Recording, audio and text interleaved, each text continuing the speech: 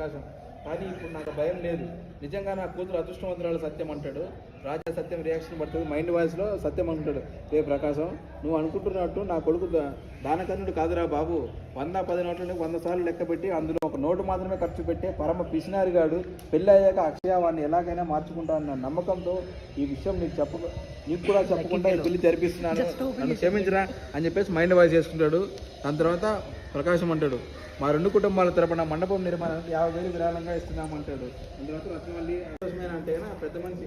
అదేంటి సత్యం, అధికారం నిమిత్తము 3 లక్షలు ధారాళంగా విరాళం పంపించాడు. మీరిద్దరూ కలిసి 50,000 ఇస్తారంటారేంటి? మరీ ఇంత తక్కువ ఏంటి? షార్ట్ గ్యాప్లో బ్రేక్ ఇచ్చారు. సో సీన్ చెప్తున్నారు. సో సిద్ధు అక్కడ ఎలా పడుకున్నాడో చూపిస్తాను. చెప్తున్నాను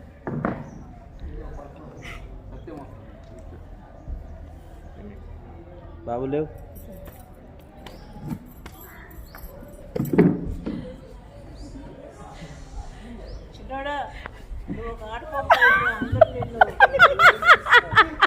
ఏమ్మా మీరు ఎలా డిస్టర్బ్ చేసారు?